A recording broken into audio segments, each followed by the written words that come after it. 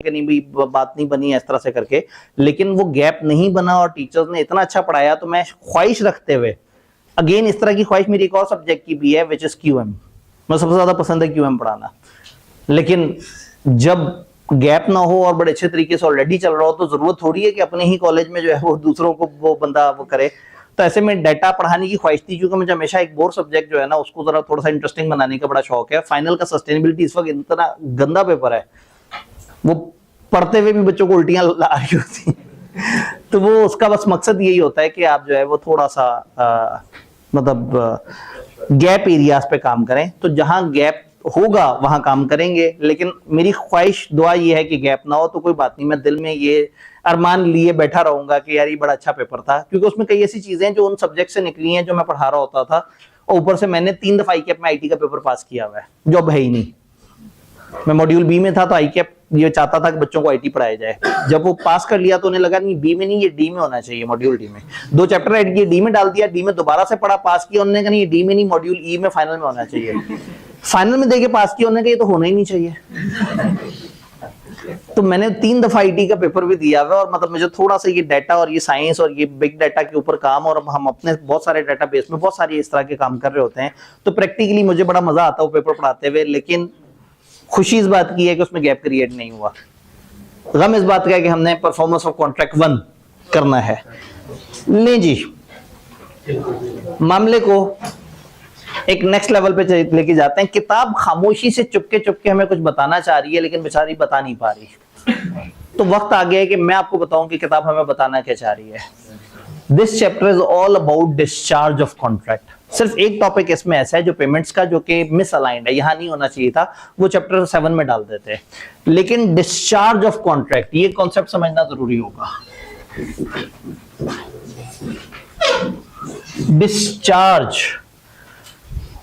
Discharge of contract का मतलब है एक कॉन्ट्रैक्ट का खत्म हो जाना। Contract is an agreement enforceable by law. तो जब एक कॉन्ट्रैक्ट क्रिएट होता है तो हम कहते हैं कि एक ऐसा एग्रीमेंट बन गया है which is now enforceable by law. तो डिस्चार्ज ऑफ कॉन्ट्रैक्ट का मतलब है कि जब कॉन्ट्रैक्ट एनफोर्सेबल बाय लॉ ना रहे, जब कॉन्ट्रैक्ट में कुछ ऐसा हो कि अब वो कानूनी तौर पे उसकी मौजूदगी खत्म हो गई है। कॉन्ट्रैक्ट कैसे कैसे खत्म हो सकता है? परफॉर्म होकर भी खत्म हो सकता है, ब्रीच की वजह से भी खत्म हो सकता है, वो जो एक बंदा दूसरे को इनकार कर देता था उस वजह से भी खत्म हो सकता है, कोई इम्पॉसिबिलिटी आने से भी खत्म हो सकता है, इलीगैलिटी से भी खत्म हो सकता है, बाहमी रजामंदी से भी खत्म हो सकता है। तो चैप्टर 6 आपको टेक्निकली बगैर एक फ्लो चार्ट बताए आपको कुछ बातें बता रहा है कि कॉन्ट्रैक्ट डिस्चार्ज कैसे कैसे होता है। कॉन्ट्रैक्ट डिस्चार्ज होता है परफॉर्म होने से, कॉन्ट्रैक्ट डिस्चार्ज होता है अटेम्प्ट टू परफॉर्म से, कॉन्ट्रैक्ट डिस्चार्ज हो जाता है ब्रीच से, इम्पॉसिबिलिटी से, इलीगैलिटी से, म्यूचुअल एग्रीमेंट से,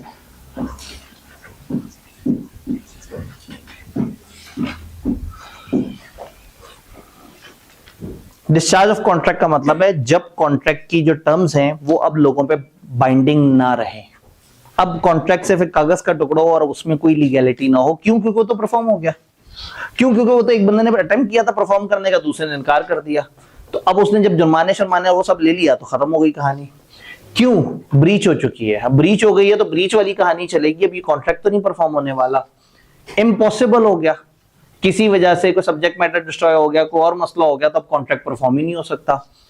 इलीगैलिटी, अचानक से इलीगल हो जाए तो भी आप उसे परफॉर्म नहीं कर सकते, वो भी बेकार हो गया। और आपस में बाहमी रजामंदी से अगर कॉन्ट्रैक्ट की नोयत बदल दें, अल्फाज बदल दें, पार्टीज बदल दें, कोई और चेंज कर दें, या खुद ही से कहते हैं यार खत्म कर देते हैं इस कॉन्ट्रैक्ट को, तो भी कॉन्ट्रैक्ट खत्म हो जाएगा।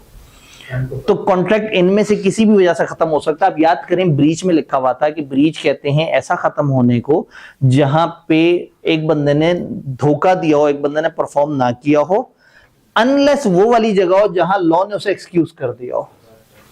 तो इम्पॉसिबिलिटी लीगैलिटी में लॉ एक्सक्यूज कर देता है। तो ये बेसिकली ये सारी चीजें हैं जो डिस्चार्ज ऑफ कॉन्ट्रैक्ट का जिक्र करती हैं। तो एक दफा थोड़ा सा आगे चल के डिस्चार्ज ऑफ कॉन्ट्रैक्ट की डेफिनेशन पढ़ लेते हैं।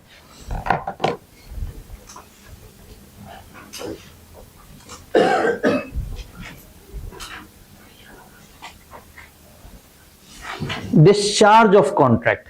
A contract is said to be discharged either by performance, या तो परफॉर्म होने से, और when contractual relation between the parties to a contract are terminated, या contractual relation खत्म हो जाए, terminate हो जाए. एक तो ना परफॉर्म हो गया और एक ये कि ब्रीच हो गई, धोखा हो गया, आप अदालत ले गए किसी को, और comes to an end otherwise. तो एक कॉन्ट्रैक्ट डिस्चार्ज होने का मतलब है कि या वो परफॉर्म हो जाए, या वो किसी वजह से टर्मिनेट कर दिया जाए, या फॉर एनी अदर रीजन वो एक एंड की तरफ आ जाए. तो कॉन्ट्रैक्ट का बनना और था और अब कॉन्ट्रैक्ट का खत्म होना. तो ये चैप्टर में बता रहा है कि कॉन्ट्रैक्ट खत्म किस तरह से होगा. जब हमें बता रहा है कि कॉन्ट्रैक्ट खत्म किस तरह से होगा, तो ये आपको सबसे पहले डिस्कशन करता है परफॉर्मेंस और अटेम्प्ट टू परफॉर्मेंस पे. ब्रीच पे हम डिस्कशन नहीं करते. मैंने आपको कहा था चैप्टर 6 को 9 के साथ जोड़ना है. 9 में ब्रीच वाली बातें हैं. फिर इम्पॉसिबिलिटी वाली बात यहाँ पे ज्यादा है. इलीगैलिटी वाली बात हमने कहीं और ऑलरेडी पढ़ी हुई है, और इसी तरह से म्यूचुअल एग्रीमेंट वाली बात इस चैप्टर में है. तो this chapter is all about आपको डिफरेंट तरीके बता रहा है कि बना हुआ चलता हुआ कॉन्ट्रैक्ट कैसे कैसे खत्म हो सकता है. अब एक एक करके पढ़ते हैं इसमें कि चलता हुआ कॉन्ट्रैक्ट कैसे कैसे खत्म होगा.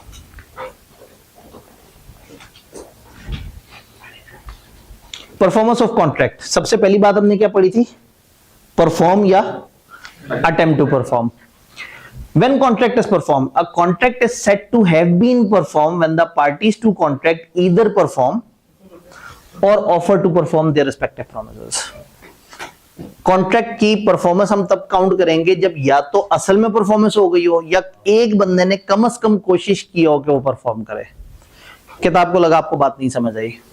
उनका parties to contract must either perform or offer to perform their respective promises. या परफॉर्म करेंगे, या याद है वो जो पेंट वाला आया था कि हाँ भाई मैं पेंट करने आया हूं, या ऑफर टू परफॉर्म करेंगे, unless it is dispensed with or excused under provision of this act or any other. Unless के लॉ ने आपको किसी जगह पे रोक दिया हो. अदरवाइज कॉन्ट्रैक्ट परफॉर्म का मतलब है कि या तो आप असल में परफॉर्म करेंगे, या आप कहेंगे कि मैं परफॉर्म करना चाहता हूं. किताब को अभी भी लगा नहीं समझ आया. उन्होंने कहा हम आपको बताते हैं एक्चुअल परफॉर्मेंस कैसे कहते हैं. When promisor has made the performance in accordance with terms of the contract and is accepted by promisee, it is called an. जब टर्म्स ऑफ द कॉन्ट्रैक्ट के मुताबिक आपने असल में परफॉर्म कर दिया तो ये कहलाएगी परफॉर्मेंस. तो फिर अटेम्प्टेड परफॉर्मेंस क्या होगी? When promisor has made offer of performance but the offer of performance of promisor is not accepted by the promisee. आपने ऑफर टू परफॉर्म किया लेकिन उसने उसको कबूल नहीं किया. अटेम्प्टेड परफॉर्मेंस का एक दूसरा नाम भी है टेंडर. तो जब टेंडर की बात आती है तो फिर किताब जज्बाती हो जाती है, और फिर किताब कहती है कि अटेम्प्टेड परफॉर्मेंस को समझना बड़ा जरूरी है. तो एक है परफॉर्मेंस जो नजर आ रहा है, एक बंदे ने काम कर दिया, भाई उसने चलगोजे देने थे, चलगोजे दे दिए. इसने पैसे देने थे, पैसे दे दिए. तो अटेम्प्टेड परफॉर्मेंस में क्या होगा? वो कह रहा था मैं चलगोजे लेके आपके पास पहुंचूं, और आपने कहा जी मैं तो नॉर्दर्न एरियाज की सैर के लिए गया हुआ हूं. बात 25 तारीख की हुई भी थी. तो उसने परफॉर्म करने की कोशिश की और आपने उसको परफॉर्म नहीं करने दिया. तो अटेम्प्टेड परफॉर्मेंस में वो बंदा आजाद हो जाता है जिसने अटेम्प्टेड परफॉर्मेंस दी है, और फिर वो अदालत से जाके अपनी कंपनसेशन मांग सकता है. लेकिन अटेम्प्टेड परफॉर्मेंस का मतलब तब अटेम्प्टेड परफॉर्मेंस होगा जब उसमें कुछ बातें पूरी हो रही हो. वो बातें क्या होंगी? अनकंडीशनल होना चाहिए. अगर खान साहब ने राब्ता करके कहा कि जी आज 25 तारीख है, अगर तो मेरे पास स्टॉक आ गया तो फिर मैं आपके पास डिलीवर करने शायद आ जाऊं, ये अटेम्प्टेड परफॉर्मेंस नहीं है. अटेम्प्टेड परफॉर्मेंस अनकंडीशनल होनी चाहिए. भाई मैं परफॉर्म करना चाह रहा हूं, बताओ. ठीक है, कंटिजेंट हो गई बात, तो ये नहीं होना चाहिए. कंटिजेंट ना हो, इसमें कंडीशन नहीं होनी चाहिए. देन प्रॉपर टाइम पे हो. अब खान साहब के पास जो है वो रात में वो पहुंचा ट्रक जिसमें से सामान निकला. खान साहब बड़े जज्बाती हुए थे, रात 3 का टाइम था. हमने कहा 25 तारीख तो चढ़ गई है. तो उन्होंने जनाब फौरन से कॉल मिला दिया कि हाँ भाई आ जाओ, माल तैयार है. आपने कहा खान साहब रात 3 का टाइम है, को मुनासिब बात करें. तो अगले दिन आप जब सामान लेने पहुंचे, उसने कहा मैं तो तुमको राब्ता किया था, तुमने इनकार कर दिया, तो अब तो मैंने नहीं सप्लाई करना और मैं अदालत जाके कंपनसेशन भी मांगूंगा. तो आप कहेंगे नहीं भाई ये मुनासिब टाइम नहीं था. तो अटेम्प्टेड परफॉर्मेंस अनकंडीशनल हो, मुनासिब टाइम पे हो, मुनासिब जगह पे हो. ठीक है, 25 तारीख को वो बंदा अपने बीवी के साथ शॉपिंग कर रहा था और बीवी को जूते दिला रहा था, और जूते पकड़ पकड़ के बीवी के पाँव में पहना के उसे चेक कर रहा था. खान साहब पहुंच गए और करीब आगे का माल चाहिए. कहेगा खान साहब को बात करो, कुछ जगह सही होनी चाहिए, ये मुनासिब जगह नहीं है, मैं यहाँ इधर आपसे चिलगोजे लेता अच्छा नहीं लगूंगा, मैं मतलब इस वक्त एक शॉपिंग की जगह पे आया हूं और मैं एक इंतहाई जरूरी काम कर रहा हूं, ठीक है। तो आज का दिन इतना बड़ा है और ये मुनासिब जगह नहीं है। आप मेरी या तो ऑफिस आए होते या आप कोई कारोबारी जगह पे आए होते, तो जगह भी ठीक होनी चाहिए, सही जगह पे, सही टाइम पे, अनकंडीशनल। प्रोमिजी के पास अपॉर्चुनिटी होनी चाहिए कि वो देखे कि क्या प्रोमिजर एबल और विलिंग है या नहीं है।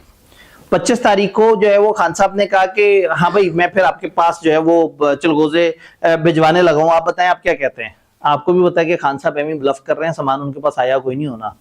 तो आपने कहा अच्छा चलें एक दफा मुझे दिखाएं कि आपके पास जो वो चिलगोजे आए हैं वो कौन कौन से हैं, और मैं देखूंगी मेरी जिस तरह की चिलगोजे की आपसे बात हुई थी क्या ये वही चिलगोजा है। तो ये प्रोमिजी इसके पास दो ऑप्शन है, एक तो वो ये देख सके कि दूसरा रेडी एंड विलिंग है या नहीं, और दूसरा उसके पास रीजनेबल अपॉर्चुनिटी होनी चाहिए कि वो देख सके कि क्या ये वही चीज है जिसका वादा हुआ है। तो अगर वो खान साहब कहें कि मैंने चिलगोजे सप्लाई करना है और आप कहें अभी मत करो मैं पहले आके चेक करूंगा, तो ये अटेम्प्टेड परफॉर्मेंस पे इनकार नहीं है, वो उसका हक है कि वो आके चेक करे आपकी परफॉर्मेंस होने से पहले। एंड देन फाइनली अगर ज्वाइंट प्रोमिसेस होंगे तो ऑफर किसी एक को भी कर दी जाए तो समझा जाएगा सबको कर दी। ये बात तो आपको याद है ना कि ये ऑफर कर रहा है, जिसको ऑफर कर रहा है उसको तोड़ा जा सकता है। तो क्या हमें अटेम्प्टेड परफॉर्मेंस और उसकी एसेंशियल्स या उसकी काम की बातें समझ आई? तो इसका मतलब ये कि कॉन्ट्रैक्ट या परफॉर्म हो सकता है या अटेम्प्ट टू परफॉर्म होगा। अटेम्प्ट टू परफॉर्म में ये सारी शर्तें पूरी होनी चाहिए, अनकंडीशनल हो, सही टाइम पे हो, सही जगह पे हो, अगले बंदे को दोनों अपॉर्चुनिटीज मिलनी चाहिए, और अगर जॉइंट प्रोमिसेस हैं तो उनमें से किसी एक को भी अगर आपने टेंडर कर दिया, इसको टेंडर भी वो कहते हैं, तो आपकी जिम्मेदारी पूरी हो जाएगी। भाई कुछ कहना चाहते हैं?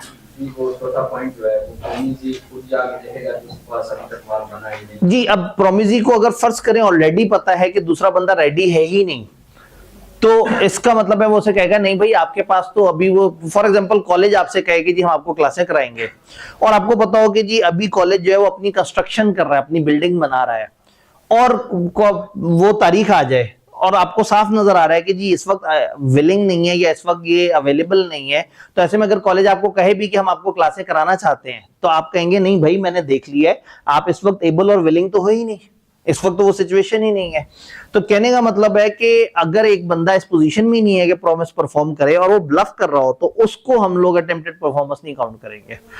प्रोमिसी को ये हक है कि वो देख सके कि हाँ भाई आर यू रेडी, क्या आपके पास सारी चीजें पड़ी हैं, और अगर उसके पास चीजें नहीं पड़ी हुई तो वो अगर एक झूठ बोल रहा है कि मैं आपको डिलीवर करने लगा हूं, तो इसको हम अटेम्प्टेड परफॉर्मेंस नहीं कहेंगे। ये 6 के 6 रूल समझ आ रहे हैं? किताब ने उसके बाद 3 जेनेरिक रूल्स आपको बताए, ये तीनों बातें हमें पहले से पता है, तो ये पढ़ के आप इसको क्रॉस भी कर सकते हैं। If offer of performance has not been accepted by promisee, उसने ऑफर दी और प्रोमिसी ने एक्सेप्ट नहीं की, तो promisor is not responsible for non performance. अब उसने परफॉर्म करने की जरूरत नहीं है, और not does he thereby lose his right of compensation in cancellation. वो परफॉर्म करना चाहता, आपने उसे इनकार कर दिया, याद है जिसने पहले काम करना था, अगर आप उसे इनकार कर दें तो वो आजाद हो जाता है, तो ये वही रूल रिपीट हुआ है। Promises bind the representative of promises in case of death of such promiser before performance. Performance से पहले अगर डेथ हो जाए तो रिप्रेजेंटेटिव बाइंड हो जाते हैं unless contrary intention appear हो, जैसे कि कॉन्ट्रैक्ट ऑफ पर्सनल नेचर। तो वो बता रहे हैं कि अगर एक कॉन्ट्रैक्ट जो है वो परफॉर्म होना है और एक बंदे की डेथ हो जाती है, तो उसकी जगह लीगल रिप्रेजेंटेटिव आ जाएंगे अनलेस पर्सनल नेचर को। ये बात भी हमने पढ़ी हुई है। तीसरा, when a party to contract has refused to perform or disabled himself from performing promise, जब एक बंदे ने अपने आप को मतलब इस काबिल ही नहीं रखा कि वो परफॉर्म कर सके, या उसने इनकार कर दिया है, ब्रीच कर दी है, the promisee may put an end to contract. Promisee चाहे तो कॉन्ट्रैक्ट को खत्म कर दे, अनलेस कि वो चाहता हो कि चलो इसे कंटिन्यू करते हैं। याद है वो कंटिन्यू वाली बात है। तो ऐसे में ये तीनों रूल्स ऐसे हैं जो चैप्टर 7 में आने चाहिए थे, यहां नहीं आने चाहिए थे। या अगर आप चैप्टर 6 पढ़ते हुए पहले ये रूल पढ़ते तो हर रूल पे पूरी बहस होती है, और फिर जब वहां जाते पता लगता अच्छा यहाँ एक्सप्लेन हुआ है। तो इसलिए हमने चैप्टर 7 को पहले समझ लिया ताकि हमें वो सारे कॉन्सेप्ट समझ आ जाए। अब 6 के अंदर हम चीजों को देखते जा रहे हैं। यहां तक को कंफ्यूजन है तो बताएं। अब आगे चलते हैं। यहां कॉन्सेप्ट आ जाता है एप्रोप्रिएशन ऑफ पेमेंट्स का। ये डिस्चार्ज से हटके मैं काम करता हूं इस टॉपिक को छोड़ के, चूंकि अभी हम कॉन्ट्रैक्ट कैसे खत्म होता है इसके ऊपर डिस्कशन कर रहे हैं। इस छोटे से टॉपिक को फिलहाल मैं कैरी फॉरवर्ड करता हूं, हम थोड़ा सा आगे चलते हैं। कॉन्ट्रैक्ट का डिस्चार्ज होना, कॉन्ट्रैक्ट डिस्चार्ज बाय एग्रीमेंट या बाय म्यूचुअल कंसेंट भी हो सकता है। याद है हमने उस डायग्राम पे देखा था म्यूचुअल एग्रीमेंट। भाई जिस तरह से ए ने बी से कहा था कि मैं अगर 8,000 रुपए दूं तो आप 1 किलो चिलगोजा देंगे, दोनों ने बैठ के बात की थी, दोनों का कॉन्ट्रैक्ट बन गया। यही दोनों 25 तारीख से पहले या 25 तारीख को इकट्ठे बैठे और कहा कि यार एक काम करते हैं, वो जो हमारा तुम्हारा कॉन्ट्रैक्ट हुआ तो उसे खत्म ना कर लें। तो अगर दोनों पार्टीज बाहमी रजामंदी से उसे खत्म कर लें तो ये भी अलाउड है। वो इस कॉन्ट्रैक्ट को अल्टर भी कर सकते हैं। फॉर एग्जाम्पल उन्होंने कहा था कि भाई 8,000 रुपए का 1 किलो चिलगोजा, तो खान साहब ने कहा यार चिलगोजा तो अभी कम है, तो इस तरह से ना कर लें कि 8,000 में मैं तुम्हें आधा किलो चिलगोजा दे दूं और 400 ग्राम काजू और पिस्ते दे दूं। अगर तो इस बात पे दोनों एग्री कर गए तो original contract of supplying 1 kg चिलगोजा एट 8,000 डिस्चार्ज हो गया और अब इनके दरमियान ये बात तय हो गई है। ये अल्ट्रेशन है जिसमें आप एग्जिस्टिंग कॉन्ट्रैक्ट को चेंज कर देते हैं। समटाइम नोवेशन हो जाती है, जैसे मैंने आपसे कहा कि उन्होंने कहा अच्छा चलो मेरे पास चिलगोजा नहीं है, मैं तुम्हें फलाना से चिलगोजा दिलवा देता हूँ, ओके है तुम्हारे लिए। अगर उसने ओके कर दिया तो ओरिजिनल कॉन्ट्रैक्ट विद खान साहब खत्म हो गया और न्यू कॉन्ट्रैक्ट विद वो जो अल नसीब फूड्स है वो चल पड़ा। तो कॉन्ट्रैक्ट के साथ क्या हो सकता है, अगर पार्टीज टू कॉन्ट्रैक्ट एग्री कर लें कि वो एक नया कॉन्ट्रैक्ट ले आएंगे या कैंसिल कर दें या उसी में अल्ट्रेशन कर दें, original contract need not be perform. इसको हम नोवेशन, रिसेशन या अल्ट्रेशन कहते हैं। नोवेशन है जिसमें नया कॉन्ट्रैक्ट पुराने को बदल देता है, अल्ट्रेशन है जिसमें पुराने के अल्फाज बदल देते हैं, और रिसेशन है जिसमें कॉन्ट्रैक्ट ही कैंसिल हो जाता है। तो ये 3 तरीके हैं जिससे एक चलता हुआ कॉन्ट्रैक्ट म्यूचुअल कॉन्सेंट से आप खत्म कर सकते हैं। फिर 2 और तरीके भी हैं। रिलैक्सेशन, 8,000 देने थे जिस बंदे ने, उसने खान साहब से कहा कि खान साहब आप ये देखें कि अब तो मार्केट में चिलगोजे का रेट बहुत ही कम हो गया, मैं तो फंस गया हूं आपसे लीगल कॉन्ट्रैक्ट करके, मैं कॉन्ट्रैक्ट का तो वो करता हूं, एहतराम करता हूं, लेकिन आप थोड़ा सा जरा डिस्काउंट दे दें। तो अगर खान साहब मान जाए और ये 6,000 रुपए देके वही 1 किलो चिलगोजे उठा ले तो इसका मतलब है खान साहब ने इसको रिमिशन दे दी, पैसे कम पे एक्सेप्टेंस हो गई। अगर म्यूचुअल कॉन्सेंट से हुआ है तो अलाउड है। इसका मतलब है ओरिजिनल कॉन्ट्रैक्ट 8,000 रुपए का 1 kg वो जो चिलगोजा है वो खत्म हो गया, अब ये नई टर्म तय हुई है 6,000 रुपए में। इस तरह से, इसी तरह से अगर फर्ज करें चिलगोजा मार्केट में बहुत महंगा हो जाए और खान साहब कहें कि यार देखो बहुत ज्यादा महंगा हो गया, 15-16 हजार का हो गया, मैं तुमसे वादा तो किया था लेकिन थोड़ा सा जरा तुम मेहरबानी करो, तो आप कहें चले मुझे 600 ग्राम दे दें, मैं 400 ग्राम छोड़ देता हूं। तो ये जो आपने 400 ग्राम छोड़ दिया ये वेवर है, और अब नया कॉन्ट्रैक्ट ये होगा कि 600 ग्राम पिस्ता at the rate of 8,000। Original contract with original words वो खत्म हो चुके हैं। तो एक ओरिजिनल कॉन्ट्रैक्ट 5 तरीके से डिस्चार्ज हो सकता है बाहमी रजामंदी से। नंबर 1 मिलके कैंसिल कर दें, नंबर 2 नया कॉन्ट्रैक्ट पुराने की जगह ले आए तो पुराना खत्म हो जाएगा, नंबर 3 पुराने के अंदर ही तब्दीलियां कर लें, नंबर 4 अमाउंट में रिलैक्सेशन देते हैं, इसको रिमिशन बोलते हैं, नंबर 5 जिम्मेदारी में रिलैक्सेशन देते हैं, इसको हम वेवर कहते हैं। तो promisee may dispense with the remit wholly or in part the performance of the promise made to him, और may extend the time extend कर सकता है, रिलैक्सेशन दे सकता है, पैसे छोड़ सकता है, या instead of it any satisfaction जो उसे मुनासिब लगे कि हाँ भाई उतना नहीं उतना उतना नहीं उतना।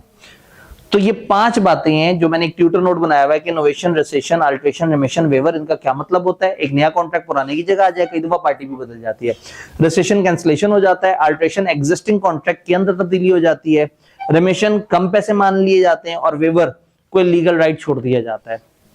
सिलेबस में इन 5 की डेफिनेशन नहीं है, सिलेबस ने 2 लाइनों में ये 5 बातें बताई हुई हैं, तो मैंने इसको अंडरलाइन कर करके उसको एक्सप्लेन किया है कि ये 3 बातें यहाँ हो रही हैं और यहाँ कम पैसे या कम परफॉर्मेंस एक्सेप्ट करने की बात हो रही है। तो कॉन्ट्रैक्ट डिस्चार्ज कैसे होगा, जब 2 पार्टीज बाहमी रजामंदी से जो आपस में तय किया हुआ था उसके अगेंस्ट कुछ और बातें खुद ही से तय कर लें, तो ओरिजिनल कॉन्ट्रैक्ट और ओरिजिनल टर्म्स क्या हो गई, डिस्चार्ज। डिस्चार्ज का क्या मतलब था, that contract comes to an end. Mutual agreement वाली बात समझ आई। देन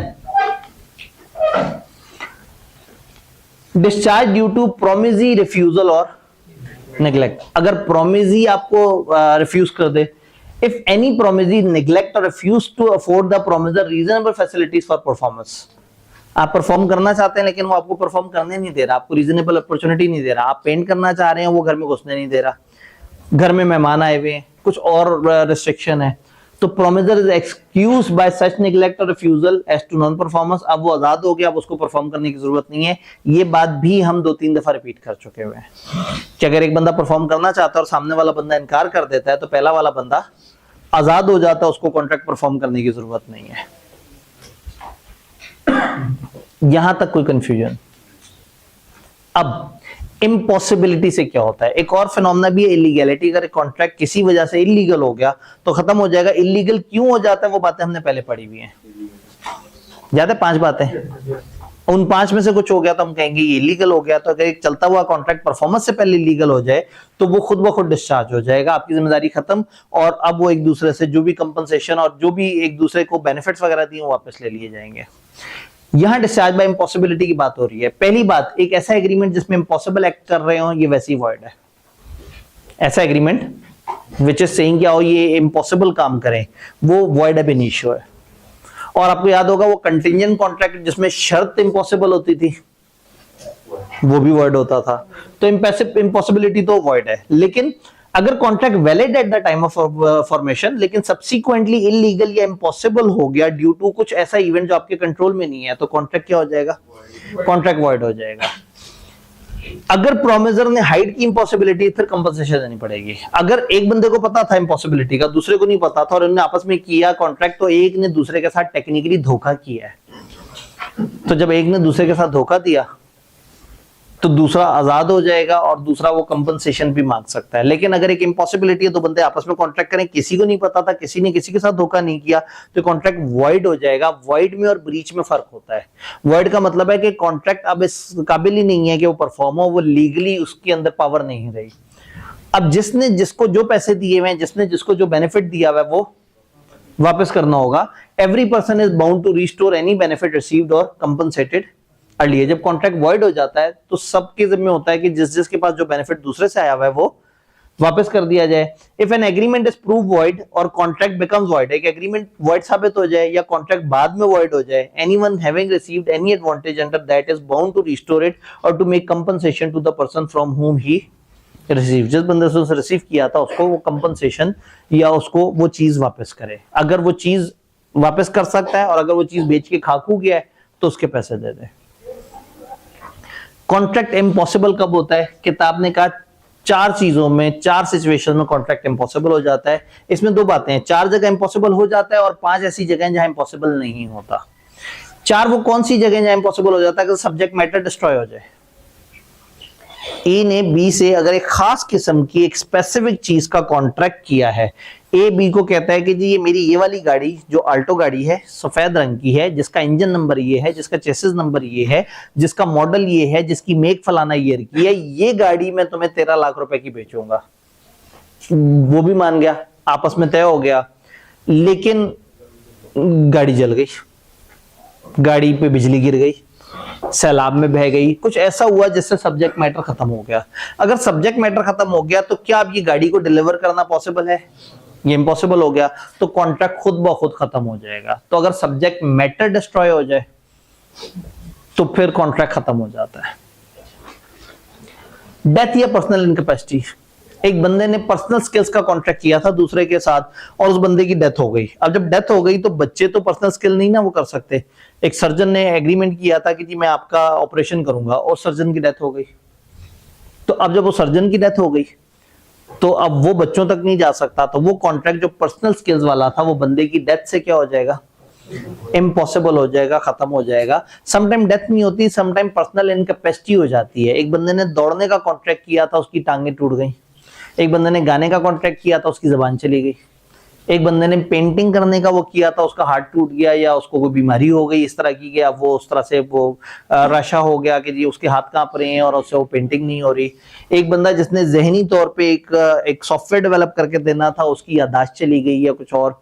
तो डेथ या पर्सनल इनकैपेसिटी। पर्सनल इनकैपेसिटी को कानून की जुबान में डॉक्ट्राइन ऑफ फ्रस्ट्रेशन भी कहते हैं कि एक बंदा जिंदा है लेकिन वो परफॉर्म नहीं कर पा रहा जिस चीज का उसके साथ कॉन्ट्रैक्ट हुआ था। तो डेथ या personal incapacity of personal nature के कॉन्ट्रैक्ट में भी कॉन्ट्रैक्ट खुद ब खुद खत्म हो जाता है।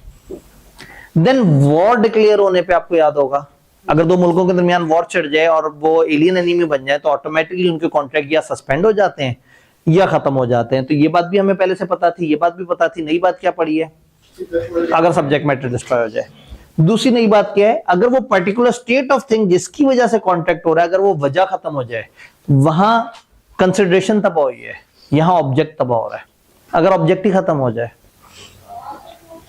भाई आप लोगों ने आके जो है वो कहा कि जी हमने बीएलडी की यहाँ क्लासेस लेनी है, हमने आपको एडमिशन दे दिया। आपने क्लासें इसलिए ली थी कि आईकेएप में एक पेपर था जिसका नाम था बीएलडी।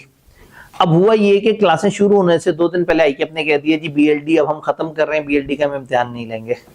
आप कॉलेज पहुंचे और आपने कॉलेज आके कहा कि जी अब मुझे रिफंड दे दें।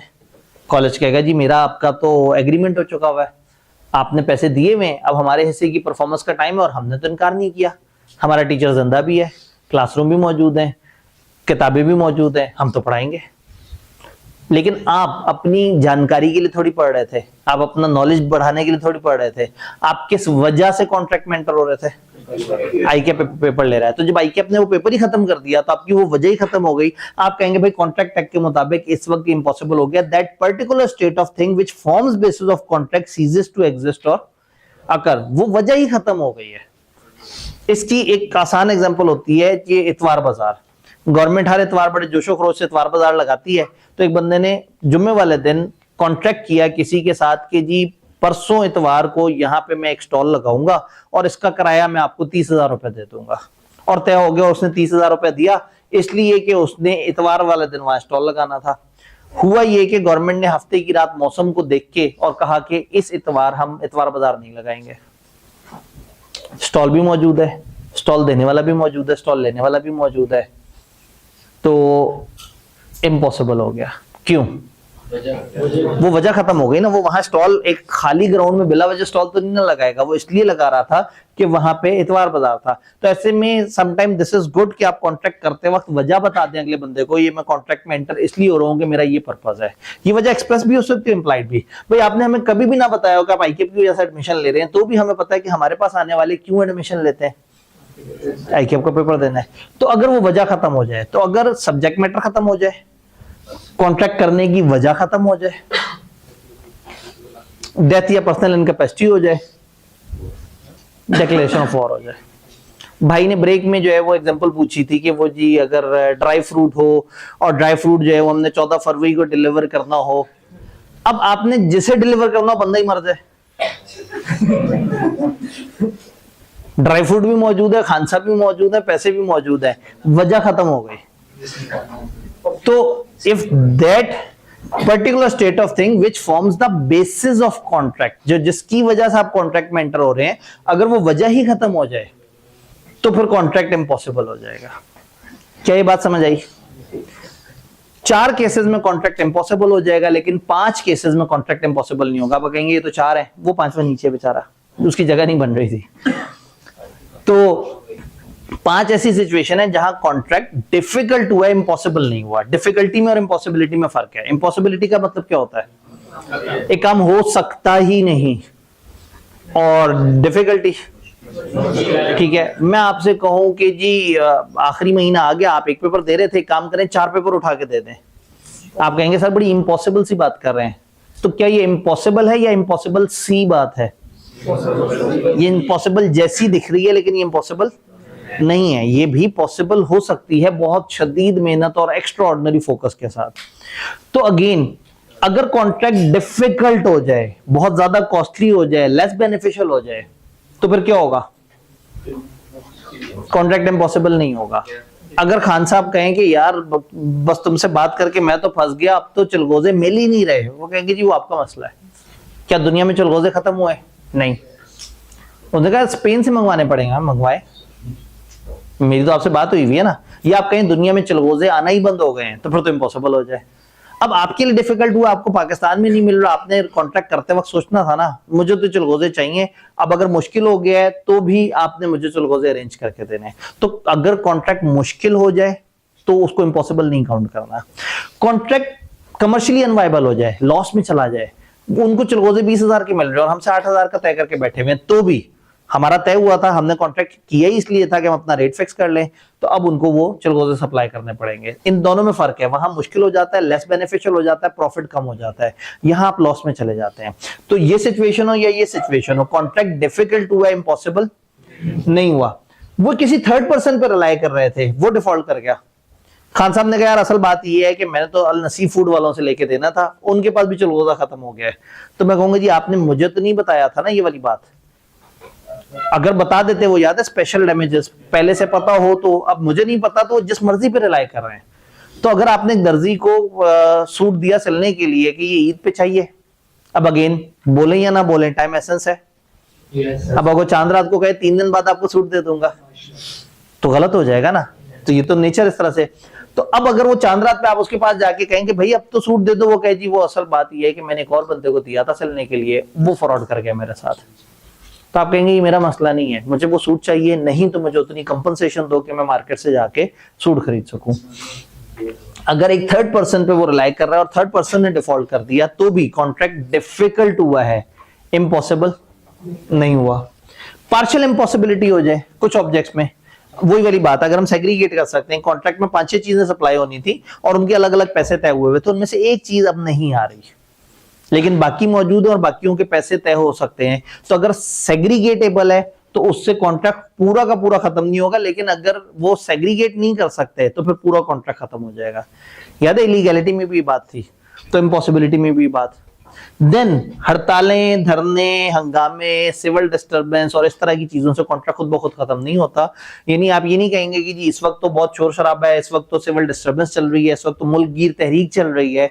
वो कहेगा कि भाई जो मर्जी चल रहा है, अगर हमने पहले तय नहीं किया था कि इससे कुछ मसला है तो अब मुझे वो कॉन्ट्रैक्ट, अब आप 25 तारीख को खान साहब से राब्ता करें और खान साहब कहें सड़क पे देखो तो सही रश कितना है, हंगामे चल रहे हैं, मैं बाहर निकला मुझे किसी ने बल्ला मार दिया तो ठीक है। अब लोग वहां पे बल्ले पकड़ के जनाब शीशे तोड़ रहे हैं और जनाब वो लोगों को मार रहे हैं और अमलाक तोड़ रहे हैं। अब खान साहब परेशान है, लेकिन खान साहब ने कॉन्ट्रैक्ट किया है, जबान का पास रखना पड़ेगा।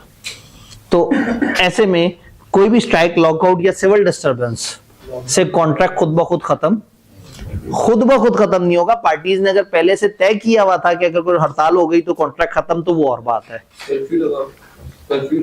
जी अगेन अगर कर्फ्यू लगा हुआ है, अब डिपेंड करता है, अगर गवर्नमेंट रोक दे तो फिर तो वो इलीगल और वो वाला हो गया ना, तो फिर आपको एक्सक्यूज हो गया। लेकिन अगर गवर्नमेंट ने नहीं रोका और आप डर जाएं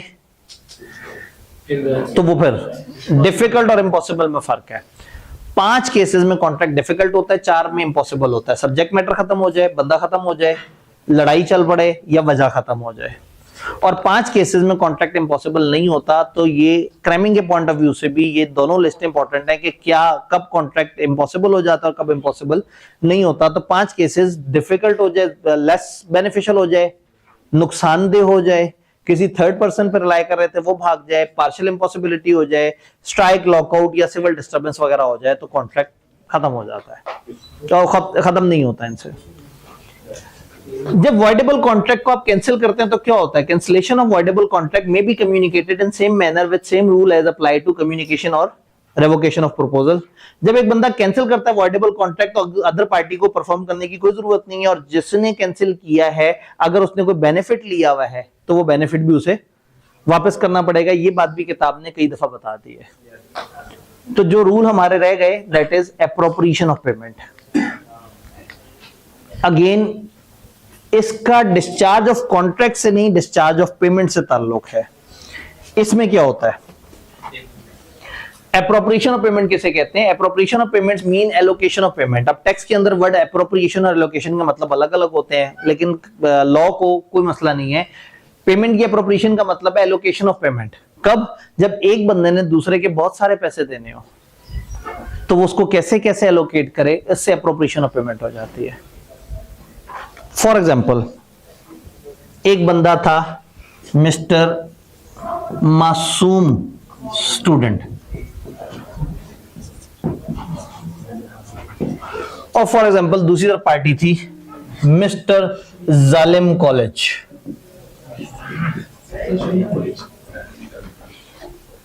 मासूम स्टूडेंट, जालिम कॉलेज, इसलिए कि आप हमेशा अपने आप को मासूम मानते हैं और हमेशा कॉलेजों को जालिम मानते हैं। एक मासूम स्टूडेंट और एक जालिम कॉलेज। मासूम स्टूडेंट ने 14 सितंबर को एडमिशन लिया और उसने कहा मैंने पीआरसी के 2 सब्जेक्ट पढ़ने हैं और मैं इन 2 सब्जेक्ट्स के पैसे दूंगा 20,000। 14 सितंबर को उसने पीआरसी के 2 सब्जेक्ट्स में एडमिशन लिया और कहा मैं 20,000 रुपए दूंगा। 16 सितंबर को जब वो तंग आ चुका था, इतने सारे लोगों से बार बार आके मिले थे कि तुम पागल हो गए हो, 2 सब्जेक्ट में एडमिशन लिया, तुम पूरे पीआरसी में एडमिशन लेते। और पीआरसी में अब सब्जेक्ट कितने? 3। तो उसने एक एडिशनल एक और सब्जेक्ट में भी एडमिशन ले लिया। फॉर एग्जांपल इसको हम कह देते हैं ये क्यूएम था और आईटीए था, जो लोगों की पहली अवलीन चॉइस है। और ये बेचारा वो गरीब subject introduction to business and eco, IBE। अब क्या इसका नया कोड क्या है? नहीं, बिजनेस इनसाइड तो वो है भाई, कैफ का पेपर है। चलें, ये एक पेपर था और वो 2 पेपर लेने पे डिस्काउंट मिला था, ये उसको मिला 12,000 का। अब वो पढ़ रहा है, अपनी जिंदगी में सुकून से जी रहा है। अचानक से कुछ लोगों से आके मिले, उन्होंने कहा यार तुमने कैफ का पैकेज नहीं लिया अभी तक? उसने कहा ना करो, ये क्या होता है? कैफ का पैकेज ही नहीं लिया? वो तो जहन्नुमी है वो लोग जो पीआरसी में कैफ का पैकेज नहीं लेते। इसने 4 लोगों से पूछा, सारे के सारे ये कह रहे थे कि कैफ का पैकेज लेना जरूरी है। अपने हॉस्टल में पूछा, सारे ये कह रहे थे। इतने सारे लोगों ने आके कहा कि तुम लाजमी कैफ में एडमिशन लो, बल्कि ज्यादातर कहते आओ मैं तुम्हारा जाके एडमिशन कराऊं। आपको समझ भी नहीं आया, ठीक है? तो वो आपका हाथ पकड़ के आपका जाके एडमिशन भी करा दिया और जो है वो बाद में निजी महफिल में उन लोगों से मुलाकात करके कहा हाँ जी बच्चा ला के दिया था, घेरू करके दिया था पहे। तो फॉर एग्जाम्पल 19 अक्टूबर को, अब नवंबर में आप पेपर देने वाले हैं, ठीक है? 19 अक्टूबर को उसने कहा आज जो कैफ का तुम्हें पैकेज में दिलवा दूं, तुम्हें पूरा कैफ कितने में दिलवा दूं? 1,08,000। वो तो टोटल पैकेज होता होगा ना। चले फर्ज करें जी 80,000 में तुम्हें, अच्छा हाँ ग्रुप ए है, नहीं सियानी बात तो है कि पूरे कैफ में एडमिशन करवाया जाए। ये डिपेंड करता है एम्बेसडर कितना तगड़ा है, ठीक है? कैफ का ग्रुप ए और एडमिशन हुआ है 40,000 रुपए में। अच्छा अब आपने एडमिशन तो कराया हुआ है, आपकी ड्यू डेट आनी थी अक्टूबर की 25 को आपने पेमेंट करनी थी। वैसे तो कॉलेज तब तक छोड़ेगा नहीं, लेकिन बहरहाल फर्ज करें अक्टूबर की 25 को कॉलेज ने आपसे पेमेंट लेनी है। आपने 25 तारीख को कॉलेज को पैसे दे दिए 15,000 रुपए। अभी देखिएगा सियाना कौन है असल में। कॉलेज ने कहा नहीं है भाई 15,000 कम है, तुमने तो देखो हमारे कितने सारे पैसे देने हैं, 20 ये वाले भी देने हैं, 12 ये भी देने हैं, 40 ये भी देने हैं, तो बहुत सारे बन जाते हैं। 15 कम है, 50% दे दो, हमें 50% दे दो। क्या खूबसूरत बात है, कितना? 60 और 36,000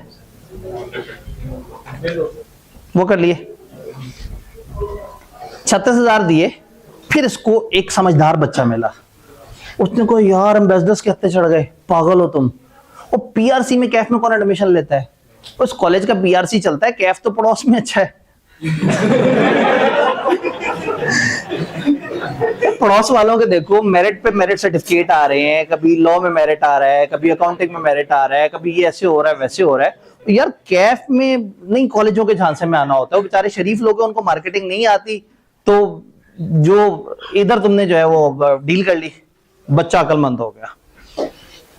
बच्चे ने सोचा कि अब उसकी अगली किस्त, कॉलेज को भी पता था नवंबर की 10 को उसका इम्तिहान है, कॉलेज ने अगली किस्त रखी थी 1 नवंबर को। उसका कहा तुमने बकाया आधे पैसे 1 नवंबर को देने हैं। बच्चा अब सियाना हो चुका है, बच्चे ने पैसे नहीं दिए, कॉलेज ने पीआरसी का पोर्टल ब्लॉक कर दिया। क्यों? आपने तो पैसे दे दिए सारे। कॉलेज ने कहा कि आपने हमें इस 40 में से 36,000 दे दिया है, आपका 4,000 कैफ का रहता है और पीआरसी की आपकी सारी फीस रहती है। आपने को भाई ये कौन सा हिसाब किताब है? उन्होंने कहा अप्रोप्रिएशन ऑफ पेमेंट्स। कानून ध्यान से पढ़ लेते तो तुम्हारे साथ बुरा ना होता। उस वक्त तक कैफ में आए नहीं थे। तो चलें, आप आगे इस तरह के किसी नुकसान से बच सके तो मैं आपको कानून बता दूं। जब एक बंदे ने दूसरे के बहुत सारे पैसे देने होते हैं तो फिर रूल क्या होता है? रूल नंबर 1, पैसा देने वाला बताता है कि ये पैसा मैं इस मद में दे रहा हूं, इस मद में दे रहा हूं या इस मद में दे रहा हूं। पैसा देने वाला बताएगा। अगर पैसा देने वाला बताएगा तो फिर पैसे रिसीव करने वाले पे मजबूरी है कि उसने उसी पेमेंट के अगेंस्ट उसको एडजस्ट करना है। तो अगर आप कहेंगे जो मैंने 36,000 दिए इसमें से 20,000 ये वाला दिया है, 6 इसमें से दिए और बकाया इसमें से दिया है, आप चाहें तो कहें मैंने ये 2 क्लियर कर दिए और कुछ उसके पैसे भी दे दिए। रूल 2, आप बताना भूल जाते हैं, आप नहीं बताते, देन कॉलेज जो रिसीवर ऑफ द कैश है उसकी मर्जी, वो उसको जैसे मर्जी एलोकेट करे। तो कॉलेज अगर यहां एलोकेट करता तो उन्हें फायदा ना होता, क्योंकि आपने कैफ में भाग जाना था और पीआरसी में आपने भागना नहीं था। आप उस कॉलेज से पढ़ रहे हैं, पोर्टल मौजूद है, आप क्लासें ले रहे हैं और बिल्कुल आखिरी महीना आया हुआ है, तो उन्होंने वहां एलोकेट कर दी जहां उन्हें फायदा है। तो यहां पे जो सेकंड रूल है वो ये है कि अगर पेमेंट रिसीव करने वाला चाहे तो, अगर पेमेंट देने वाले ने नहीं बताया तो अपने हिसाब से उसको कहीं पे भी एलोकेट कर सकता। हो सकता है वो आपका को 2 साल पुराना भी ड्यूज निकाल के ले आए कि वो आपके उस वक्त के भी पुराने कुछ पैसे रहते थे, हमने वो भी एडजस्ट कर लिया है। टाइम बार्ड भी एडजस्ट कर सकते हैं। रूल 3, दोनों में से किसी ने कुछ नहीं बताया, आपने पेमेंट की और अगले दिन आपका झगड़ा पड़ गया, मामला अदालत चला गया। अदालत ने पूछा आप पेमेंट करने वाले, तुमने बताया था कौन सी पेमेंट है? आपने कहा ये मैंने नहीं बताया था कि किसको एडजस्ट होगी। कॉलेज से पूछा क्या आपने अपने सॉफ्टवेयर में अभी तक किसी को एलोकेट किया? उन्होंने कहा जी हमें मौका नहीं मिला, मिला होता तो हमने जरूर एडजस्ट कर लेना था। अब दोनों पार्टीज ने कोई एलोकेशन नहीं की, तो अब लॉ कहेगा कि अब टाइम की तरतीब को देखा जाए।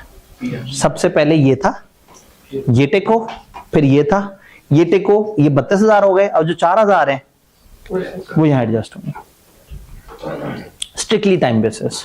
और फर्ज करें 16 सितंबर को 2 एडमिशन है या 19 अक्टूबर को 2 सब्जेक्ट्स में एडमिशन है या मिक्स है, तो जो उस टाइम पे हैं उसके दरमियान वो एलोकेशन उसकी हो जाएगी। हम देख लेंगे कि जी कितनी परसेंटेज उसकी बनती है, कितनी परसेंटेज उसकी बनती है। तो खैर ये तो वो एग्जांपल देते देते मैं बीच में जरा मजाक शुरू कर दिया था। लेकिन अगर एक बंदे ने दूसरे बंदे के काफी ज्यादा पैसे देने हो, 3-4 मद में पैसे देने हो, तो पैसे देने वाला बताएगा कि ये पैसे मैं कौन कौन सी ट्रांजेक्शन्स के दे रहा हूं। अगर पैसे देने वाला नहीं बताएगा तो पैसे रिसीव करने वाला अपने हिसाब से एलोकेट करेगा कि वो कौन सी पेमेंट को चार्ज करने लगा है, और जब अपने हिसाब से करेगा तो टाइम बार्ड भी उसको अलाउड है। डिस्प्यूटेड अलाउड नहीं है, जिसपे ऑलरेडी आपका फटा चल रहा है कॉलेज से, वो अलाउड नहीं है। और अगर दोनों पार्टीज एलोकेट नहीं करती तो फिर क्या होगा? कोर्ट टाइम बेस्ड पे फैसला करती है, जो पहले आया वो पहले जाएगा, और अगर एक तारीख पे एक से ज्यादा है तो हम उनको प्रोपोर्शनेट कर लेंगे। प्रोपोर्शनेट समझते हैं? फॉर एग्जांपल आपने 10-10 हजार देने थे 2 सेम तारीख पे और पेमेंट हुई है 6,000 की, तो 3,000 इधर 3,000 उधर। आपने एक सब्जेक्ट के 10 देने थे और दूसरे के 20 देने थे, पेमेंट आई है 6 की, अब क्या करें? 4,000। हाँ, अब आधा आधा डिवाइड नहीं होगा, अब 10 और 20 टोटल मिला के 30 है। 10/30 33% और 20/30 66%, तो 6,000 का 33% उधर चला जाएगा और 66% इधर चला जाएगा। तो ये अमाउंट मल्टीप्लाई हो जाएगी उस पेमेंट डिवाइडेड बाय टोटल जो आपकी अमाउंट है उसके साथ। फिर अगेन बैंक जिस तरह की चालाकी करते हैं, बैंक में जब आप उनको इंस्टॉलमेंट दे रहे होते हैं तो इंस्टॉलमेंट में से प्रिंसिपल के पैसे भी होते हैं और मार्कअप के भी पैसे होते हैं। तो अगर बैंक जो है वो आपने 1 लाख का लोन लिया और 10,000 उसके ऊपर फर्ज कर इंटरेस्ट है और आपने कर दी 30,000 की पेमेंट, तो 30,000 की पेमेंट से आपकी ख्वाहिश ये होगी कि यार मैं जब लाख रुपए वाला लोन है वो 30 से कम हो जाए, 70 और 10,000 मैंने इंटरेस्ट देना है, मैं देता रहूंगा। बैंक कहता है ऐसे नहीं, पहले वो इंटरेस्ट माइनस करेगा, बाद में प्रिंसिपल। क्यों? ताकि अगली दफा जो इंटरेस्ट बने वो भी एक अच्छी अमाउंट का बने। तो अगर प्रिंसिपल और इंटरेस्ट दोनों ड्यू हैं तो पहले मार्कअप सेटल होगा, बाद में प्रिंसिपल सेट होगा। रूल बनाने वाले भी वही साहूकार है, तो उन्होंने कहा कि भाई आपने ये काम इस तरह से करना है। तो किताब से पूछते हैं, appropriation of payment means allocation of payment to a particular debt or debts where a debtor owe several distinct debt to. जब डेटर ने एक बंदे के मल्टीपल डेट्स देने हैं तो वो पैसे जो दे रहा है वो कौन से को जाएंगे, इस फिनोमेना को कहते हैं एप्रोप्रिएशन ऑफ पेमेंट या एलोकेशन ऑफ पेमेंट। 4 रूल्स क्या हैं? Debt to be discharged is indicated. The payment if accepted must be applied accordingly. अगर उन्होंने पेमेंट रिसीव कर ली तो वैसे ही एलोकेट करेंगे जैसे आपने कहा है। Debt to be discharge is not indicated, आपने नहीं बताया, तो creditor has option to apply the payment to any lawful debt due from the debtor even it is time barred but can not apply to a disputed debt. तीसरा, neither party makes an, कोई भी appropriation नहीं कर रहा, तो फिर payment shall be applied in discharge of debts in order of time whether और not they are time barred. चाहे टाइम बार्ड है, यानी इसका मतलब है टाइम बार्ड सबसे पहले एडजस्ट होगा, फिर बाकी टाइम वाइज आते चले जाएंगे। अगर डेट इक्वल स्टैंडिंग के हैं, सेम डेट पे हैं, सेम टाइम पे हैं, payment to be applied in discharge of each proportionately. And finally if principal and markup both are due then markup is settled first and then principal settled. बात कुछ समझ आई है? तो performance से रिलेटेड हमारे जो दोनों चैप्टर्स थे वो हम लोगों ने खत्म किए। तो इंशाल्लाह ताला कल हम इस कॉन्ट्रैक्ट टेक का सबसे आखिरी जो चैप्टर है, चैप्टर 4, जो कि आपको पसंद भी है, उसको देखेंगे। और सेकंड इंटरवल में हम दो अदर लॉस पे जो एक चैप्टर बना हुआ है, चैप्टर 15, इंशाल्लाह ताला हम उसे देख रहे होंगे। तो बस अब कोशिश करते रहे, अब 3 टोटल दिन रह गए हैं, आने की कोशिश करें। दूसरा, वो जो लोग टेक्स की क्लास से आ रहे होते हैं वो सर से कहेंगे सर जी देखें 15 मिनट हमारे सर ने ऑलरेडी एडजस्टमेंट कर लिया है और 3 दिन की बात रह गई और आप लोग तो अगले हफ्ते भी पढ़ते रहेंगे टैक्स। तो 3 दिन के लिए जो है वो थोड़ा सा हिम्मत हौसला करके जो है ना, वो 3 दिन आपको कम तकलीफ दें, अगले दिनों में मैं नहीं होऊंगा, वो आपको आधा पौना घंटा जितने मर्जी तकलीफ देते रहे। ठीक है जी, तो अपना ख्याल रखिएगा, इंशाल्लाह मिलता है।